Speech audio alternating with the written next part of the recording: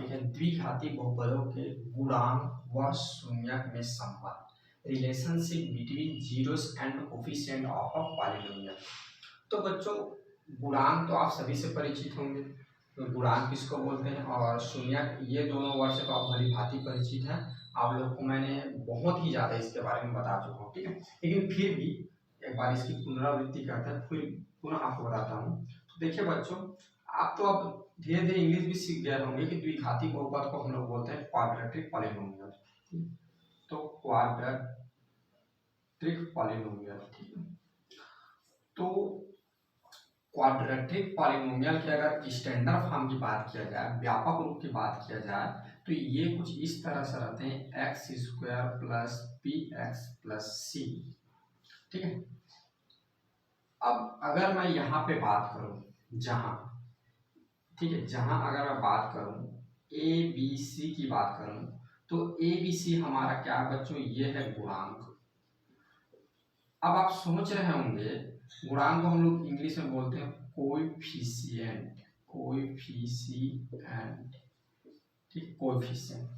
अब आप लोग सोच रहे होंगे कि सर यहाँ पर तो चलिए हम मानते हैं ए एक्स स्क्वायर का गुणांक है, और यहाँ पर याद रखिएगा ये क्वाड्रेटिक, यहाँ पर एक बात बताना भूल कि ए नॉट इक्वल जीरो रहता है, इस बात को हमेशा याद रखिएगा। क्वाड्रेटिक जो पॉलिनोमियल होता है इसमें हमेशा जो ए होगा ये नॉट इक्वल जीरो रहता है, ए कभी भी जीरो के इक्वल नहीं रहता। तो जहाँ जो होगा एक्स स्क्वायर तो ए तो मान ली, बी का एक्स का गुणांक बोले तो बी है, लेकिन सी किसका गुणांक होगा भैया? हम तो सी को पढ़ते ही आ रहे हैं सर कि सी क्या होता है, कांस्टेंट टर्म है, अचर पद है, लेकिन सी आप बोल दिए यहाँ पर गुणांक है। तो बच्चों बता दूं कि c को हम ऐसा लिख सकते हैं सी एक्स की पावर जीरो, क्योंकि आप लोगों को पता होगा कि किसी की पावर अगर जीरो होती है तो उसकी वैल्यू वन होती है, जब c के साथ वन का मल्टीप्लाई होगा तो c आएगा। इसीलिए हम यहाँ पे c को भी अगर देखना चाहें तो एक्स स्क्वायर का क्या कर सकते हैं, कोएफिशिएंट के रूप में लिख सकते हैं, ठीक है बच्चों। तो यहाँ पर क्या होगा, इस तरह ए बी सी आपका क्या हो जाएंगे, गुणांक हो जाएंगे। और ये अगर इसको नंबर में देखा जाए कि नंबर में, तो ये सारे आपके रियल नंबर होते हैं, क्लियर बात। तो ये आपका ये क्वाड्रेटिक पॉलिनोमियल के स्टैंडर्ड फॉर्म है। अब बच्चों जो मैं आपको बात बता रहा हूँ वो थोड़ी लंबी बात है, जो बहुत सारी बात आपको समझना रहेगा, आप ध्यान से समझना, एक एक पॉइंट को समझना और इन तक देखना कि मैं क्या बताना चाह रहा हूँ। अब बच्चों एक बात और बता दूं, जो बात आपको जो भी मैं बता रहा हूँ यही बात दोबारा आपके अगला चैप्टर नंबर 3 में आएगा, क्वाड्रेटिक इक्वेशन, ठीक है ना, वर्ग समीकरण वाले चैप्टर में यही बात पुनः फिर से आएगा और पुनः हम इसको अध्ययन करेंगे। तो आप इसको अच्छे से भी पढ़े रहेंगे तो उस पर कम पढ़ना पड़ेगा, ठीक है। तो अच्छे से ध्यान से इसको समझिए, सब धीरे धीरे समझिए, सब समझ में आ जाएगा, ठीक है। तो देखिए बच्चों, इसको समझने से पहले हम थोड़ा सा कुछ एक एग्जाम्पल्स लेते हैं, ठीक है। एक एग्जाम्पल जैसे लिया, मान लिया जाए मैं लिया सपोज नहीं मानते बेटा, सपोज क्योंकि एक अलग ही हो जाता है, सपोज करना मतलब मैं कोई क्वेश्चन ले लिया ऐसा हो जाता है, लेकिन ये तो एग्जांपल भी दिया हुआ है, मैं मानता हूँ, डायरेक्ट मानता नहीं हूँ, लिखता हूँ, ठीक है। एक एग्जांपल मैं लिखता हूँ, पी एक्स इक्वल लिख दिया जैसे 12x square minus 24x plus 12। मैं आपको बुक से कहीं से लिया हूँ इस क्वेश्चन को, ठीक, तो आप इस पर मत करिएगा। तो सबसे पहले यहीं पे अगर मैं आपको यहीं पर बात रोक के बताना चाहूंगा कि अगर मैं आपको बोलूं कि इसमें का, जैसे इसका अगर स्टैंडर्ड फॉर्म आपका है a x square plus b x plus c है, क्लियर। अगर मैं यहाँ पे बोलना चाहूँ ए की वैल्यू क्या होगा, तो आप बोल सकते हैं ए की वैल्यू होगा हमारा 12, ठीक है। बी की वैल्यू बोलना चाहूँ तो आप बोल सकते हैं सर बी की वैल्यू होगा -24, क्योंकि b क्या है, x का क्या है, कोएफिशिएंट है, तो x कोएफिशिएंट क्या है, -24 है, यहाँ पे साइन को लेना। अगर मैं c की बात करूँ तो यहाँ पर आप बता सकते हैं कि c हमारा क्या होगा, पूरा पूरा 12 होगा, ठीक है। मैं यहाँ पे इस बात बता रहा हूँ, अगर मैं यहाँ पे a की बात करूँ तो 12 होगा, b की बात करूँ तो -24 होगा, और अगर c की बात करूँ तो ये हमारा होगा क्या, 12 होगा, क्लियर बात। अब आगे इसमें कुछ और बातें आएंगी, जब आगे आएंगे तो मैं आपको आगे और बताऊंगा। अब देखिए इसको आगे हम जब सॉल्व करेंगे तो आप लोग को पता होगा, इसको अगर मुझे सॉल्व करना है, इसका मुझे फैक्टर निकालना है, सबसे पहले गुणनखंड निकालना। तो आपको पता है गुणनखंड निकालने सबसे पहले इसको छोटा बनाएंगे, अच्छा 12 को बाहर लेंगे तो अंदर बच जाएगा x square minus 2x plus का 1। ठीक, अब इतने बार आप करते आ रहे हैं तो मुझे तो आपको बताना नहीं पड़ेगा रूल को कि सबसे पहले टारगेट सेट करते हैं, फिर ऐसे दो नंबर सोचते हैं, फिर उन दो नंबर कैसे करते हैं। मैं डायरेक्ट करता हूँ बेटा। यहाँ पे देखिए एक्स स्क्वायर कोफिशिएंट 1 है, यहाँ पे 1 है, 1 आ गया। अब 1 को ब्रेक करना है -2, तो 1 into 1 करेंगे तो 1 आएगा, लेकिन जब -1 ऐड करेंगे तो -2 आएगा। यानी इसको ऐसा लिख सकते हैं x square minus x plus 1। बातों को समझ लें, इतना लिख दी। अब इसको क्या होगा, दो दो का पेयर बनेगा, तो दो दो का पेयर बने तो इस दो पेयर में से x कॉमन आएगा, तो ये हो जाएगा x माइनस का 1, इसमें से -1 कॉमन लेंगे तो ये आ जाएगा x माइनस 1 आ गया, इतना आ जाएगा। फिर इस पे आगे बढ़ेंगे तो ये हो जाएगा 12, इसको हम लोग लिख सकते हैं x माइनस 1 और इसको हम लोग लिख सकते हैं x माइनस 1। अगर मैं बड़ा वाला ब्रैकेट को ओपन कर दूं तो इसको हम लोग डायरेक्ट लिख सकते हैं x माइनस 1, इसको डायरेक्ट ऐसा कर सकते हैं x माइनस 1। समझ मेरी बातों को। ये क्या है आपका, अगर आपसे पूछे ये हमने क्या निकाल दिया, तो ये हमने निकाल दिया गुणनखंड। आप देख पा रहे होंगे कि सर यहाँ पर भी देख पा रहे होंगे कि ये कोई द्विघातीय बहुपद है जिसकी अधिकतम 2 हो, लेकिन यहाँ पर इसकी फैक्टर निकल रहा है 3। आप लोग को मैंने पिछले क्लास में बताया हुआ था कि जो द्विघातीय बहुपद होते हैं उसकी जीरोस तो 2 ही होंगे, शून्य 2 ही होंगे, लेकिन फैक्टर क्या हो सकता है, ज्यादा भी हो सकता है, 2 से 3 भी हो सकता है। ठीक है, तो यहाँ पर इसकी फैक्टर निकल गई बच्चों, कितनी निकल गई, 3 निकल गई। अब यहाँ पर हम कुछ और आपको आगे डेरिवेशन, इतना बात आपको समझ में आ गया। नहीं समझ में आता है बात पीछे कर लो और वीडियो को फिर देखो पूरा पूरा, इतना समझ में आ गया तब आगे बढ़ना। अब यहाँ पर मैं क्या करता हूँ, कुछ मानता हूँ, लेट करता हूँ माना। याद रखना, देखिए बच्चों मैं आप लोग को बताया था, बार बार बोलता हूँ कि ये 12 कहाँ से आता है, एक्स्ट्रा। तो एक्स्ट्रा कहाँ से आता है, तो जो एक्स स्क्वायर का जो गुणांक रहता है ना, अगर एक्स स्क्वायर में कोई नंबर गुणांक है और इन सबसे कॉमन निकल रहा है तो वही नंबर यहाँ पे आता है। ठीक है, एक कांस्टेंट टर्म में जुड़ रहा था एक्स स्क्वायर के साथ, वही नंबर यहाँ पे आता है। ठीक है, तो यहाँ पे हम क्या करेंगे, मानेंगे, माना इस 12 को, ध्यान से मेरी बातों को समझना, जहां पर क्या करूंगा, इस 12 को मैं मानता हूँ के। क्या मान लिया मैं, के मान लिया। व्हाट इज के, तो के इज एनी कांस्टेंट नंबर, कोई एक कांस्टेंट नंबर है, कोई एक अचर पद है। ठीक है ना। अब इसको आगे मैं देखता हूँ, ये x का मैं 1 से ही लिख दिया, इस -1 को मैं ले लेता हूँ क्या, अल्फा। नहीं -1 को नहीं लूंगा, मैं 1 को ही अल्फा लूंगा। याद रखना, -1 को नहीं ले रहा हूँ, -1 को लूंगा अल्फा तो मुझे प्लस अल्फा लिखना पड़ेगा, लेकिन मैं -1 को अल्फा नहीं ले रहा हूँ, मैं डायरेक्ट माइनस को ही अल्फा या माइनस होता है 1 को ही अल्फा ले रहा हूँ, 1 को मैं मान लिया अल्फा। ठीक, यहाँ पे मैं क्या किया, x का x लिख दिया और इस 1 को भी ले लिया, मैं बीटा ले लिया, दूसरे वाले 1 को। और आप बोल रहे हो what is alpha and beta, बेटा alpha and beta is any, माने डिनोटेड, हम क्या करते हैं, कोई भी वैल्यू को डिनोट करने के लिए हम क्या करते हैं, अल्फा और बीटा का यूज करते हैं। जैसे एक्स वाई जेड है, उसी प्रकार अल्फा और बीटा को भी यूज करते हैं। एक ये ग्रीक वर्ड है, माने ये विदेश से, माने विदेशी वर्ड है, इसका नहीं मतलब। ठीक है, ग्रीक या जर्मन कुछ है, मुझे क्लियर नहीं है, आप लोग को झूठ, आप लोग को गलत पढ़ाना नहीं चाहता, तो आप लोग देख लीजिए कि अल्फा बीटा जर्मन है कि ग्रीक है, मैं दोनों कंफ्यूज हो जा रहा हूँ। तो लेकिन ये जो अल्फा बीटा जो भी हूँ, तो बेटा जैसे हम एक्स वाई जेड को जैसे हम बताने के लिए, जैसे हम एक्स वाई जेड कोई वैल्यू को बताने के लिए जैसे हम डिनोट करते हैं, उसी प्रकार अल्फा और बीटा को भी बताने के लिए, अल्फा और बीटा भी क्या करता है, मान को, कोई मान है उसको बताने के लिए हम यूज करते हैं अल्फा बीटा का। यहाँ बात क्लियर हो गया होगा आप लोगों ने। मैंने क्या किया, ओनली 1 को यहाँ पर अल्फा माना है, ओनली 1 को यहाँ पे बीटा माना हुआ, क्योंकि ये अलग अलग वैल्यू है ना, ये एक वैल्यू एक बैक वैल्यू एक ही, इसको मैंने के मान लिया, ये हो गया x माइनस अल्फा, ये हो गया x माइनस बीटा। यहाँ तक आपको बात क्लियर हुआ। अगर यहाँ तक आपको बात क्लियर हुआ तो आपको ये भी ऐसा ही बोल सकता हूँ कि ये देखिए स्टैंडर्ड फॉर्म है, ये स्टैंडर्ड फॉर्म है, और इसको भी मैंने कुछ मान लिया, यानी यहाँ पे क्या होगा, x square plus b x plus c equal मैं लिख सकता हूँ k x minus alpha x minus beta लिख सकता हूँ। कि इस बात को थोड़ा सा ध्यान दीजिए, इस बात को थोड़ा सोचिए कि ऐसा लिख सकता हूँ कि नहीं। मैं क्यों नहीं लिख सकता भाई, ये कोई क्वेश्चन है, इसको मैंने क्या किया, इसकी स्टैंडर्ड फॉर्म में बनाने की कोशिश किया। भैया इसकी स्टैंडर्ड फॉर्म बोला जाए यानी व्यापक रूप बोला जाए तो इस तरह से बनेगा।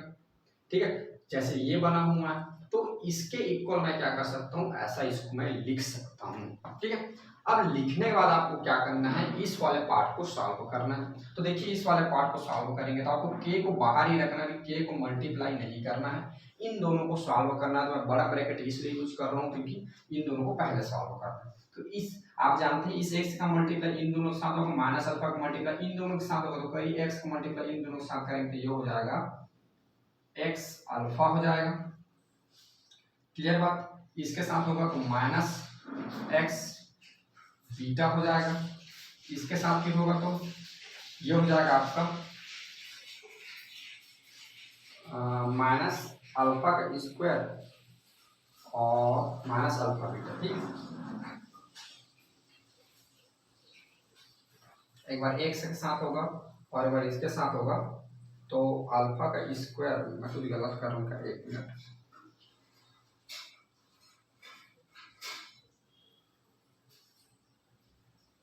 सॉरी गलती यहाँ पर कर दिया हूँ, ये अल्फा बेटा ये इसको मैं लिख दिया हूँ ये, ठीक, ये गलती मैं यहाँ पे कर रहा हूँ। ये क्या होगा अब ध्यान से लिखना है, यहाँ पे मैं x लिखना था ना, मैं वो भी सोचूं अल्फा स्क्वायर कैसे आएगा भाई, अल्फा स्क्वायर फिर से आना ही नहीं था, हमको यहाँ पे क्या करना था x की वैल्यू बनाना। देखिए तो alpha x minus alpha beta होगा, इस x का मल्टीप्लाई इन दोनों के साथ, अल्फा का मल्टीप्लाई इन दोनों के साथ, गलती से मैंने x को क्या लिख दिया था, अल्फा लिख दिया था। ठीक है, तो ये आपका हो जाएगा x alpha minus x beta, जब आगे इसका मल्टीप्लाई करेंगे तो ये हो जाएगा माइनस, और इसके साथ ये आपका क्या हो जाएगा, मैं फिर कहीं गलती कर रहा हूँ क्या, हाँ यहीं पर थोड़ी सी गलती कर रहा हूँ, यहाँ पे क्योंकि मैं अल्फा लिख दिया, यहाँ पे क्या हो गया एक्स स्क्वायर आना था, यहाँ पे देखिए इस एक्स का मल्टीप्लाई इसके साथ होगा तो ये हो जाएगा आपका एक्स स्क्वायर, इसके साथ होगा माइनस अल्फा बीटा, और जब इसके साथ मल्टीप्लाई होगा तो ये हो जाएगा माइनस अल्फा एक्स हो जाएगा, इधर जब आगे मल्टीप्लाई होगा तो माइनस माइनस ये हो जाएगा प्लस, और ये हो जाएगा अल्फा बीटा।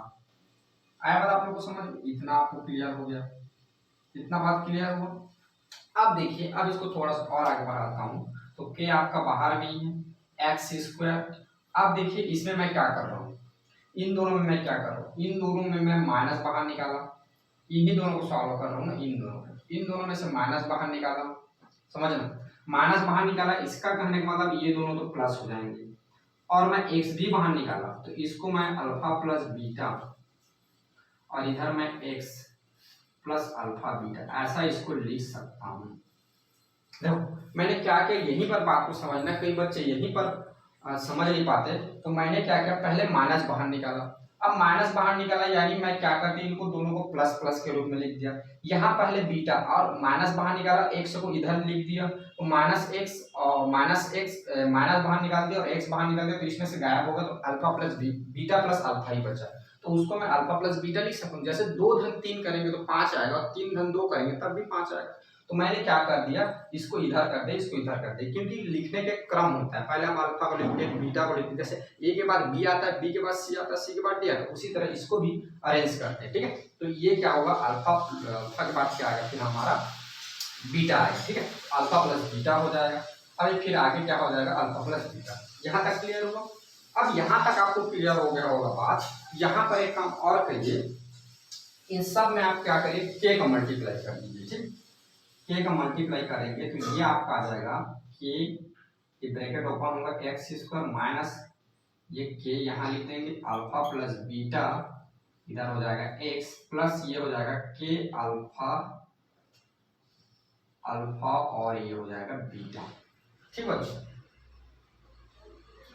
अब चूंकि इसको अब एक बार और यहाँ पे लिखता हूँ, अब यहाँ पे लिखता हूँ, यहाँ से स्टार्ट करता हूँ, तो ये आपका हो जाएगा a x square plus b x plus c equal ये हो जाएगा आपका k x square minus k alpha plus beta x इधर हो जाएगा प्लस के अल्फा बीटा। ठीक, देखिए ये इसके सॉल्व करके मैंने ये लाया, तो ये क्या हो जाएगा, ये इस इक्वल ऐसा लिख, इसको मैंने सॉल्व करके ये लाया, तो सबको एक साथ लिख देते हैं, तो यहाँ पर आपका आ गया a square plus b x plus c, ठीक है, equal k x square minus alpha plus beta x plus k alpha beta. Clear? यहाँ तक आप लोग को समझ में आ गया होगा। अब हमको कुछ नहीं करना है, अब इन इन दोनों का आपको क्या करना है, कंपेयर करना है। ठीक है, तो कंपेयर करिए, कंपेयर करेंगे तो यहाँ पर लिख देते हैं तुलना करने पर, दोनों पक्षों की तुलना करने पर, दोनों पक्षों की तुलना करने पर। ठीक, तुलना कीजिए। तो तुलना करेंगे बच्चों, तो ये एक्स स्क्वायर के एक्स स्क्वायर, तो देखिए यहाँ पे एक्स स्क्वायर वाला एक्स स्क्वायर के इक्वल होगा। भाई बातों को समझना, जब इसकी कंपेयर करेंगे तो आप लोग कंपेयर कैसे करते हैं, एक्स स्क्वायर वाला क्या होगा, एक्स स्क्वायर के इक्वल होगा, होगा कि नहीं होगा, होगा। तो यहाँ पे क्या होगा, ये एक्स स्क्वायर के इक्वल है, तो एक्स स्क्वायर के इक्वल तो हो ही गया। तो यहाँ पे क्या होगा, एक इसके इक्वल होगा, एक इक्वल होगा। ठीक, यहाँ पे मेरी बातों को समझना, यहाँ पे मैं ये आपको बोलना चाह रहा हूँ, यहाँ पे जो ए है ये किसके इक्वल होगा, के के इक्वल होगा। क्यों, क्योंकि इधर एक्स स्क्वायर तो ये दोनों तो कर जाएगा, अगर इक्वल करेंगे तो ए इक्वल हो जाएगा के का। इसको दे देते हैं इक्वेशन नंबर 1। क्लियर। अब इसके लिए देखिए, तो यहाँ पर देख पा रहे हैं, तो यहाँ पे x लिखा हुआ है, यहाँ पे x लिखा हुआ है, यानी ए इक्वल के, ठीक लिख दिया मैं, क्लियर बात। और यहाँ पे ठीक है, इसको थोड़ा बच्चों ऐसे लिखते हैं क्योंकि आगे चल के हमको क्या करना पड़ेगा पता है, के की वैल्यू पुट करना पड़ेगा। ठीक है, तो इसको हम लोग ऐसा लिख देते हैं, के इक्वल ए लिख देते हैं, एक ही बात है, ए इक्वल के लिखो चाहे के इक्वल ए लिखो, इन आगे हमको रखने में आसानी होगा ना, इसीलिए बता रहा हूँ। अब यहाँ पे क्या होगा, यहाँ पे देखो, अगर अब इसकी तुलना करें तो बी एक्स इसके इक्वल होगा, क्योंकि इधर एक्स है इधर एक्स है, तो ये हो जाएगा minus k alpha plus beta equal हो जाएगा बी का। क्लियर बात। इसको आगे अब हम ऐसा भी कर सकते हैं, के alpha plus beta equal minus B. समझ में आया आपको। इसको फिर आगे हम देखो, के की वैल्यू यहां से हम लोग पुट कर सकते हैं, ठीक है, फ्रॉम 1 से। ठीक, तो के की वैल्यू पुट करेंगे तो ये हो जाएगा आपका a alpha plus beta equal minus b. तो अल्फा प्लस बीटा आपका क्या आ जाएगा, इक्वल आ जाएगा माइनस बी बाई ए। आ गई थी, इसको आप ले लीजिए इक्वेशन नंबर 2। अब देखिए अल्फा और बीटा क्या है, आपको दो मूल है, मूल कहने का मतलब दो मान है। ठीक है, अब मान को ही हम लोग ना, आपको बता दूं, आपके बुक में ना जो मान है, मान नहीं बोलना चाहिए, शून्य बोलना चाहिए। मान शून्य सब एक ही बात होते हैं होने को, लेकिन इन सब में जो शून्य, ठीक, शून्य, इसको नहीं, शून्य तो शून्य की है, शून्य को कहीं कहीं पे ना मूल वर्ड किया जाता है, ये आपको बताना चाह रहा था। शून्य का कहीं कहीं पे मूल, इन दोनों का इंग्लिश नाम एक ही होता है, जीरो जी होता है, कहीं कहीं पे मूल यूज करते हैं। ठीक है, क्योंकि हमने यहाँ पर शून्य की यूज किया है, ये शून्य देखा, यहाँ पर शून्य लिखेंगे, यानी अल्फा भी एक शून्य का, बीटा भी एक शून्य का। अल्फा बीटा माने मान, ठीक है ना, उसका जो हल होता है उसी को बोलते हैं शून्य, जो वैल्यू को जीरो करे। तो अल्फा और बीटा क्या चीज है, आपका एक शून्य है, जो कि हमने यहाँ पे माना है। यहाँ पे अगर इसको सॉल्व करते हैं, x इक्वल -1 और x इक्वल -1, तो यहाँ पे क्या आता, 1 और 1 क्या होगा, इसका हल होता, इसका जीरोस होता, इसका शून्य होता, होता कि नहीं होता। तो यहाँ पे क्या किए हैं, अल्फा बीटा ले लें इसके शून्य, तो यहाँ पे अल्फा और बीटा क्या होंगे, शून्य होंगे। तो इसको अपन अगर वर्डों में लिखना चाहें तो इसको लिख सकते हैं शून्यकों का योग, या योगफल लिखेंगे। ठीक है, योगफल बराबर होता है, इसको ऐसा ब्रैकेट में कर दीजिए, alpha plus beta equal minus b by a. ठीक, अब देखते हैं आगे। ठीक, आगे देखिए, ये पहले निकल, अब इसका कंपेयर इसके साथ करिए, सी के साथ, इसका कंपेयर इसके साथ, तो ये आ जाएगा डायरेक्ट आपका अल्फा बीटा के अल्फा बीटा इक्वल आ जाएगा कितना, सी। तो अल्फा और आगे यहीं पर लिखता हूँ क्योंकि थोड़ा जगह चाहिए, इसके नीचे लिखता हूँ, ये अल्फा इंटू बीटा इक्वल आपका आ जाएगा सी बाई के। अब के की वैल्यू हम इक्वेशन नंबर 1 से रखेंगे तो ये आ जाएगा सी इक्वल ए। के की वैल्यू चूंकि ए है, ठीक, इसको नाम दे दें इक्वेशन। चलिए एक बार और लिख देता हूँ नीचे, यानी अल्फा इंटू बीटा की जो वैल्यू है ये आपका क्या आ जाएगा सी बाई ए। ठीक है, इसको हम लोग लिख सकते हैं शब्दों में शून्यकों का, अल्फा बीटा क्या है शून्य है, तो शून्यकों का गुणनफल, गुणा हो रहा है, देखो अल्फा इंटू बीटा गुणा हो रहा है ना, तो गुणनफल इक्वल होता है सी बाई ए। इसको भी एक साथ लिख दीजिए ताकि एक बार में दोनों आ जाए, कभी हो सकता है अल्फा इंटू बीटा ही दे दिया रहा तो कंफ्यूज हो जाएगी, इसलिए अच्छा सी बाई ए। ठीक बच्चों, तो आपको दो मेन फार्मूले मिलते हैं यहाँ पे, शून्यकों का योग एक, ये शून्यकों का योग जो कि याद रखेंगे इसको, शून्यकों का योग अल्फा प्लस बीटा इक्वल होता है माइनस बी बाई ए। ठीक है, एक फार्मूला बोलता है शून्यकों का गुणनफल alpha into beta c by a, इसको याद रखेंगे। माने आपको एक एडवांस फार्मूला मिल रहा है। क्या एडवांस फार्मूला मिल रहा है कि अगर मान लो आपको कोई एक पॉलिनोमियल दे दिया और उसको बिना सॉल्व किए आपको ये पूछ दे कि उनके जो हल होंगे, हल मतलब शून्यक होंगे, उसका योग ज्ञात करिए, आप डायरेक्ट इस फार्मूला को रखेंगे, उसका बिना सॉल्व किए आप यहाँ से ए बी सी की वैल्यू निकाल के यहाँ पे ए बी सी रख देंगे। बोल रहा हूँ सर ए बी सी क्या है यहाँ पे, तो बच्चों ए बी सी वही है जो यहाँ पे है। ए बी सी मान के चलिए क्वाड्रेटिक जो पॉलिनोमियल है, इसके एक्स स्क्वायर एक्स, ये क्या है एक्स स्क्वायर का, ये क्या है एक्स का, और ये क्या है एक्स जीरो का क्या है कोएफिशिएंट। ठीक, कोएफिशिएंट। तो यहाँ पे क्या करेंगे हम डायरेक्ट, अब कोई भी हमको मान लीजिए पॉलिनोमियल दे दिया है, उस पॉलिनोमियल का अगर हमसे क्या पूछे शून्यकों का योग पूछे, क्योंकि जो शून्य दिए हैं उसका योग पूछे, अगर यहाँ पे पूछेगा तो हमको निकालना पड़ेगा, फिर उसके बाद जोड़ना पड़ेगा। अगर गुणा पूछे तो यहाँ निकाल के हमको गुणा करना पड़ेगा, माने एक्स और एक्स की वैल्यू निकाल के। लेकिन एक एडवांस फार्मूला, इससे हम डायरेक्ट क्या कर सकते हैं शून्यकों का योग और शून्यकों का गुणनफल निकाल सकते हैं। ठीक बच्चों, तो ये जो दोनों फार्मूले हैं पहला और दूसरा, इसको आप याद रखिएगा, ये आने वाले जो अगला एक्सरसाइज है उसमें यूज होगा, और इसके साथ आपके चैप्टर नंबर 3 में भी यूज होंगे कि शून्यकों का योग बराबर alpha plus beta equal minus b by a, और शून्यकों का गुणनफल बराबर होता है अल्फा इंटू बीटा बराबर सी बाई ए। तो इसको एक बार अच्छे से डेरिवेशन को देखिएगा और समझिएगा कि किस तरह से डेरिवेशन होता है और इस तरह से उनके क्या होते हैं फार्मूला का डेरिवेट होता है, ऐसा उनका फार्मूला निकलता है।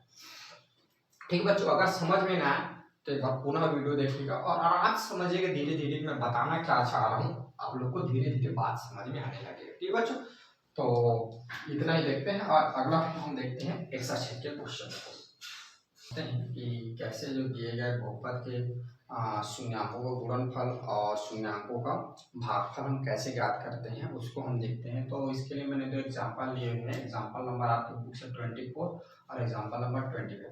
तो बच्चों एक बहुपद दिया गया है 6x² प्लस 13x प्लस 7, इसका हमें क्या करना है इनके शून्याकों का योगफल और शून्याकों का गुणनफल दोनों फाइंड करना है। ठीक है, देखिए तो सबसे पहले क्या करेंगे, जो बहुपद दिया हुआ इस बहुपद की तुलना हम व्यापक समीकरण से करेंगे। ठीक है, तो यहाँ पर लिखेंगे इस बहुपद की तुलना, ठीक है, तुलना व्यापक बहुपद, व्यापक बहुपद, व्यापक बहुपद क्या है, या बहुपद के व्यापक, बहुपद के व्यापक रूप से करने पर। ठीक है, बहुपद व्यापक नहीं लिखते, इस बहुपद की तुलना बहुपद के व्यापक, ये क्या है ना व्यापक रूप, व्यापक रूप क्या है ax² plus bx plus c से करने पर, ये इस बहुपद का क्या है व्यापक रूप है standard form, compare to standard form, standard form से कंपेयर करने पर। देखिए बच्चों जब इससे से कंपेयर करेंगे तो यहाँ क्या हो जाएगा, जहाँ अगर a लिखा जाए तो यहाँ पर a के स्थान पर 6 लिखा हुआ है, b लिखा जाए तो b के स्थान पे 13 है, c की बात किया जाए तो c के स्थान पे क्या है 7 है। कंपेयर करना सभी को आता है, आपने छोटे क्लास में पढ़ के आए हुए हैं। अब देखिए आपको पहला बोल रहा है क्या करना है, शून्याकों का क्या निकालना है योगफल। ठीक है, शून्याकों का योगफल यानी अल्फा प्लस बीटा, तो इसका फार्मूला क्या है आप लोग जानते हैं माइनस बी बाई क्या है ए है। ठीक बच्चों, तो देखिए zeros of sum of zeros माने शून्यकों का योगफल निकालना अल्फा प्लस बीटा। तो यहाँ पर देखिए आपको बी की वैल्यू यहाँ से रखना, बी की वैल्यू कितने थे माइनस अलग से है, याद रखना बी जो दिया है उसको रखना। मान लो यहाँ पर बी की भी माइनस है तो माइनस के साथ रखेंगे, ये माइनस अलग है, ठीक है। तो माइनस हो गया, बी की वैल्यू आपका दिया हुआ है 13 और ए की वैल्यू दिया हुआ है 6, तो ये हो जाएगा -13/6 क्या शून्यकों का योगफल। सेकंड देखते हैं शून्यकों का गुणनफल, शून्यकों का गुणनफल प्रोडक्ट्स ऑफ जीरोस क्या होता है अल्फा इंटू बीटा इक्वल इसका फार्मूला c/a। क्लियर बात। अब देखिए सी की वैल्यू क्या दिया हुआ है यहाँ पर 7 दिया हुआ है, ए की वैल्यू क्या दिया हुआ है, ए की वैल्यू दिया हुआ है आप लोग को 6, तो ये बस इतना ही हल होगा, तो ये आपका क्या हो जाएगा आंसर हो जाएगा। ठीक है, अब इसमें देखते हैं एग्जांपल नंबर 7। तो इसे भी क्या करेंगे, देखिए इस बहुपद को भी लिख सकते हैं या ऐसा लिख सकते हैं, दिए गए बहुपद को ax² प्लस bx डायरेक्ट ऐसा लिख सकते हैं, नहीं लिखेंगे कि ये व्यापक रूप से तब भी चल जाएगा, bx प्लस c से दिए गए बहुपद को bx प्लस c से तुलना कर लेते हैं। तो बेटा इससे तुलना करना पड़ेगा, क्यों तुलना पड़ेगा, क्योंकि हमें a b c की वैल्यू चाहिए। ठीक है, ए बी सी की वैल्यू चाहिए, क्योंकि आप लोग जानते हैं शून्यकों जो योगफल है गुणनफल में वो क्या होता है ए बी सी के रूप में होता है। और ए बी सी क्या है, हमारा जो स्टैंडर्ड फॉर्म रहता है बहुपद का पॉलिनोमियल का, उसके क्या है वैल्यू है, एक कोफिशिएंट है। ठीक है, वैल्यू नहीं बोलते कोफिशिएंट है। ठीक, तो उस कोफिशिएंट की वैल्यू रखने के लिए हमको तुलना करना पड़ता है। तो जहाँ क्या हो जाएगा, यहाँ जब तुलना करेंगे तो ए की वैल्यू हमको मिल जाएगा, यहाँ से ए की वैल्यू माने x² की वैल्यू, ठीक है, बी की वैल्यू यानी x का, तो a का वैल्यू मतलब x² का कोफिशिएंट, b की वैल्यू मतलब x का कोफिशिएंट क्या हो जाएगा 4√3, और c कहने का मतलब कांस्टेंट टर्म या x0 का कोफिशिएंट भी बोल सकते हो ये। ठीक, पहला हमको बोल रहा है शून्यकों का योगफल। लिखिए शून्यकों का योगफल क्या है, शून्यकों का योगफल का फार्मूला क्या है पहले बताइए आप। शून्यकों का योगफल अल्फा प्लस बीटा है, अल्फा प्लस बीटा भी कर देना ताकि चेकर को याद देखने वालों को क्लियर हो जाए कि अल्फा प्लस बीटा को भी डिनोट करते हैं। अल्फा बीटा हमारा क्या है शून्याङ्क, ठीक है, जिसको हम डिनोट करते हैं। देखिए बच्चों यहाँ पे दिया हुआ बी की वैल्यू माइनस अलग से, बी की वैल्यू 4√3, यहाँ से मैंने रख दिया, ए की वैल्यू यहाँ पे दिया हुआ 4, तो ये जाएगा -4√3 डिवाइड बाई 4, तो ये मल्टीप्लाई में 4 तो ये कट जाएगा, आपका बच जाएगा -√3। क्लियर बात। सेकंड देखिए, सेकंड बोल रहा है शून्याङ्कों का बोल रहा है गुणनफल। ठीक है, ये गुणनफल अल्फा इंटू बीटा इक्वल हो जाएगा क्या c/a। ठीक है, तो c की वैल्यू यहाँ पे दिया हुआ है 3 और a की वैल्यू दिया 4। अब इससे आगे इसको सॉल्व नहीं कर सकते, तो ये हमारा आंसर होगा। ठीक है बच्चों, तो इस तरह हम क्या करते हैं, कोई भी बहुपद है उसका हम क्या करते हैं शून्यकों का योगफल और शून्यकों का गुणनफल हम फाइंड करते हैं। आपको कुछ नहीं करना है, जो आपको बहुपद दिया गया है उस बहुपद की आप तुलना कर देंगे। तुलना किससे करेंगे, व्यापक। ठीक है, इसको बोलते हैं बहुपद का व्यापक रूप। ठीक है, स्टैंडर्ड फॉर्म ऑफ पॉलिनोमियल। ठीक है, तो x² plus bx plus c तुलना करने के बाद आप कुछ b/a माइनस b/a इसकी वैल्यू पुट कर देंगे, c/a वैल्यू पुट कर देंगे, दोनों में आपका क्या होगा तुरंत आंसर निकल जाएगा। ठीक है, चलिए आप देखेंगे अब एक्सरसाइज के प्रश्न को हम फिर अब सॉल्व करते हैं। एक्सरसाइज 4 क्या